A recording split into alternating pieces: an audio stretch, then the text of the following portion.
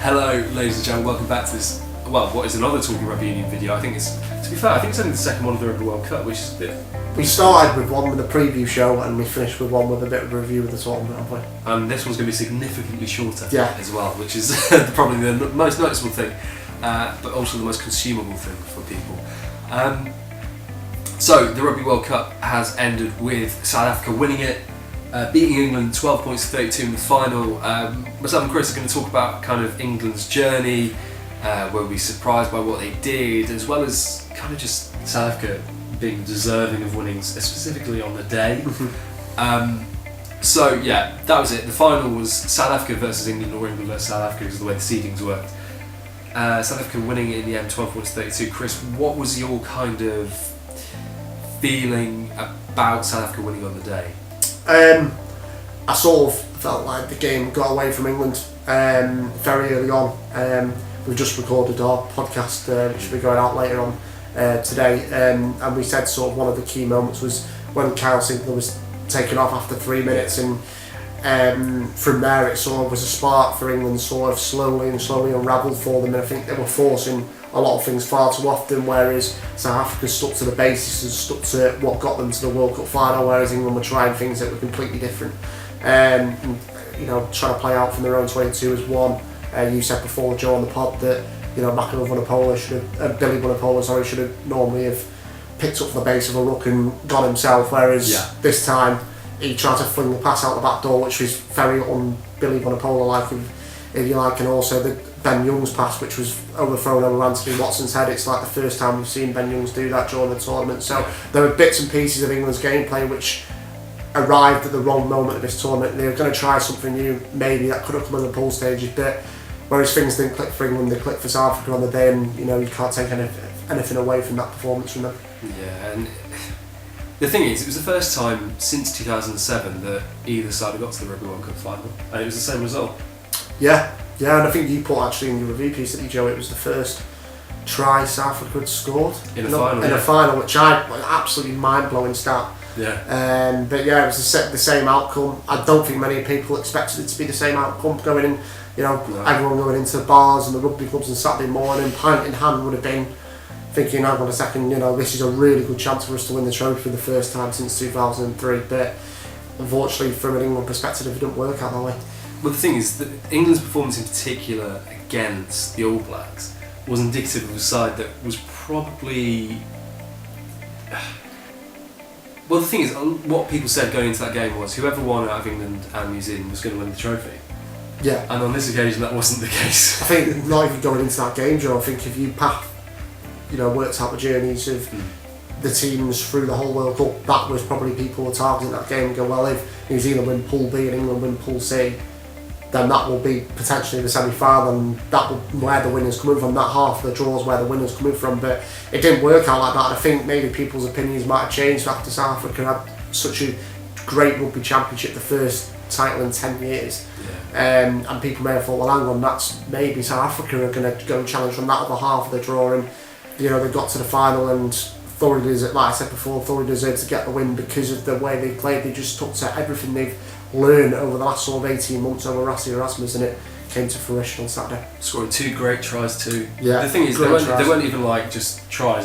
They were great tries. Yeah. That Chesney Colby one in particular, where who does he evade? He evades everyone. It felt Colby-esque. Colby-esque. I always refer to that game that he played for Toulouse last year at back. I think it might have been the first or second game of the Champions Cup, and that's the first time I properly watched him, and he was absolutely outstanding.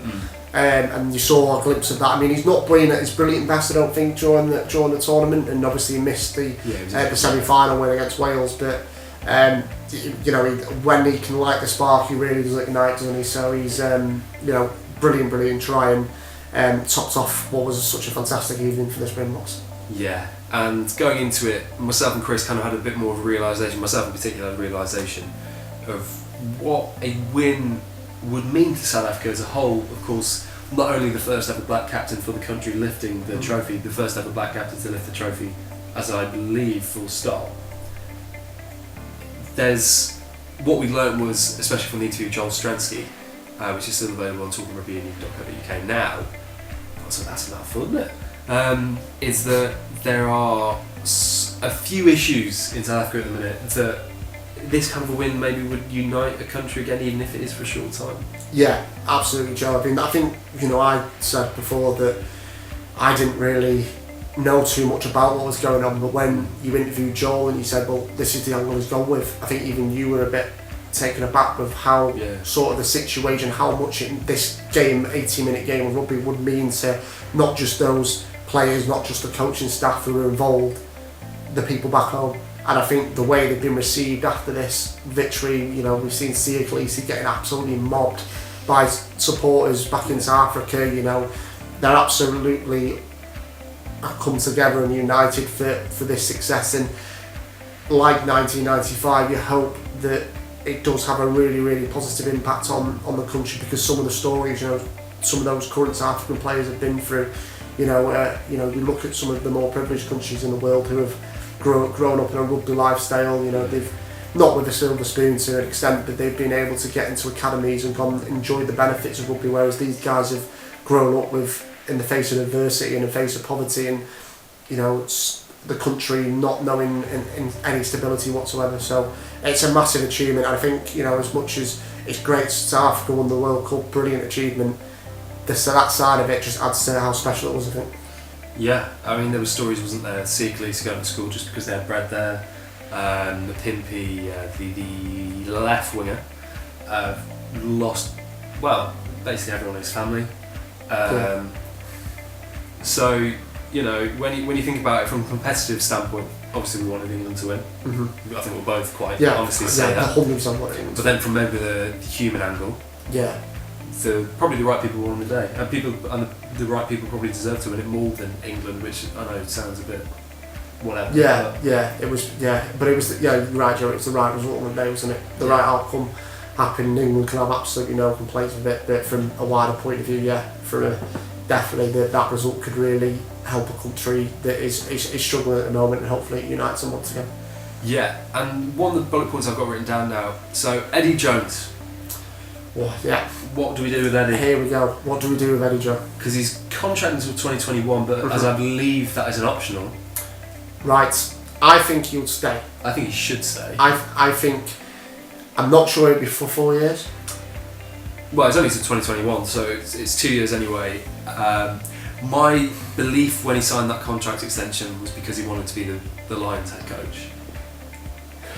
But obviously that's not happening. Warren's got the job. Warren's got it. Who's going to the Chiefs in Super Rugby is coming back to coach the Lions once more. And then also I think as part of that is something like he takes a more director of rugby approach where he brings in a new head coach. And I just don't see anyone leaving at the minute. Maybe Mark McCall these days. Awkward. You know what I mean? I know what you mean. I mean, Mark's been talked about a lot, hasn't he? And so's Rob Baxter, potentially moving away from sort of the success both of them have had in the English game to get the job. I mean, with Eddie, it's we've been lucky enough to be in the presence of him over the last sort of World Cup in the press conferences and seeing the aura around him, and he does, he's absolutely brilliant for the media in terms of he will say a line. I mean, the stuff before the New Zealand game was so typical Eddie, it was unbelievable. But I think in terms of him as a coach, brilliant story with Japan, comes into this England job. The world, the English rugby fans need some pick-me-ups, because after that 2015 game, 2015 World Cup, the English rugby was at a real low, and Eddie has completely transformed that in a way. Won the Grand Slam. Won the Grand Slam first time or last? 2016. And tours to Australia, whitewashed the Wallabies 3-0, which everybody loves. Always love beating Australia. Whatever sport. Whatever sport. Obviously he's had a bit of blips. The Tour de South Africa last year didn't go according to plan. Six Nations this year was, a bit inconsistent. Good start. Yeah, good start. Gets down, and everyone was like, here we go. This is what we need in a World Cup. But I think the warm-up game showed that Eddie had been calculated in the decisions he made in terms of picking the team.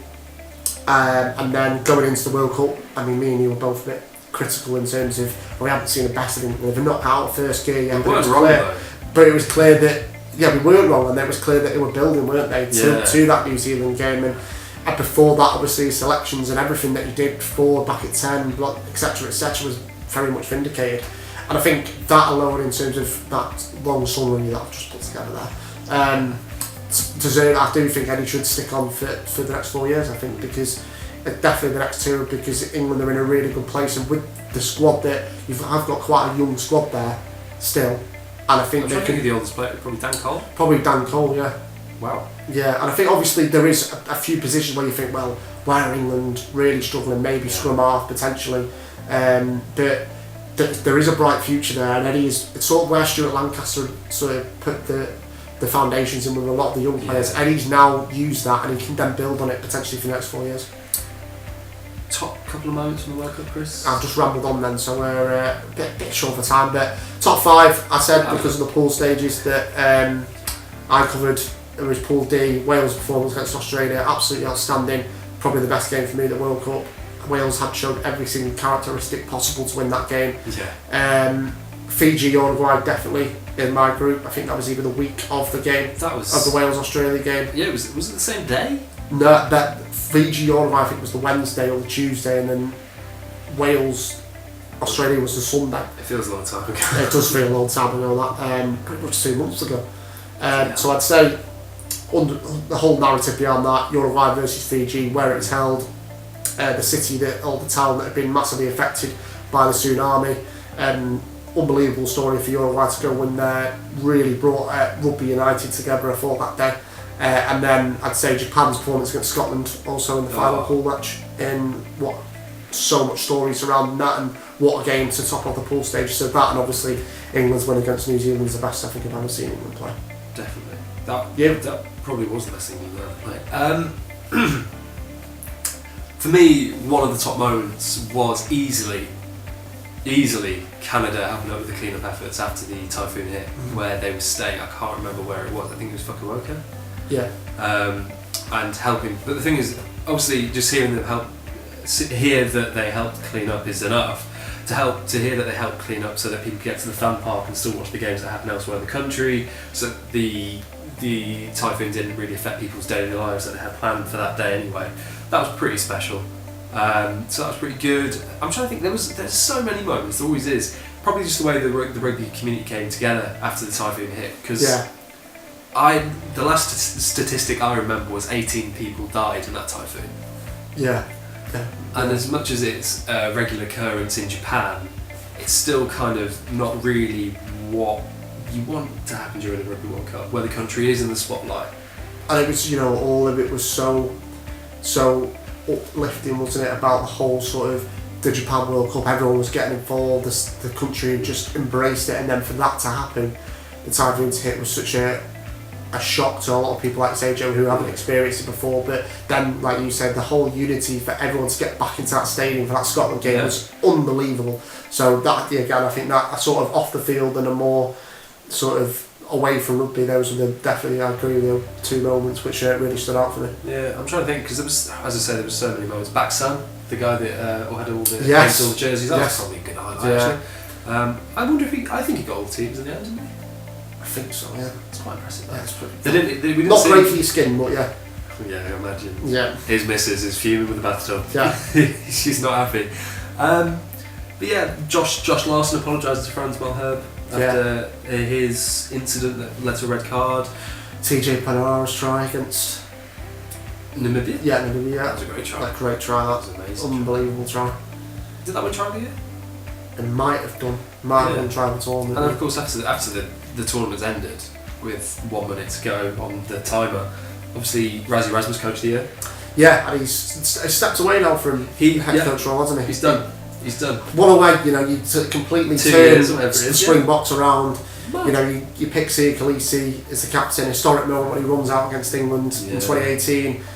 From there to win the Rugby World Cup and see Khaleesi lift the trophy, what a story! What a brilliant sort of story for him, and a lot of credit does go to him, because I think before the tournament, coach of the year may have been Gatland or Jones or Smith, Hansen, but Erasmus, what a brilliant job he's done. Peter Sefty, 12 player of the year as well. Yeah, monumental in that final. Absolutely monumental. And this is a man that was deemed as too tall to play open side flanker when he made his debut.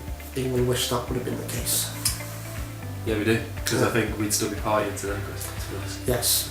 So yeah, thank you very much for all of the support and appreciation of the Rugby World Cup content over the last kind of, I think we say 8 weeks because we're carrying on till Something today. like 8 weeks, feels like 8 years. Yeah, it does. France 2023. Till then, I suppose, on Rugby World Cup stuff. Yeah. But keep your eyes tuned on Talking Rugby Union for at least the next 4 years, please. Thank you for watching.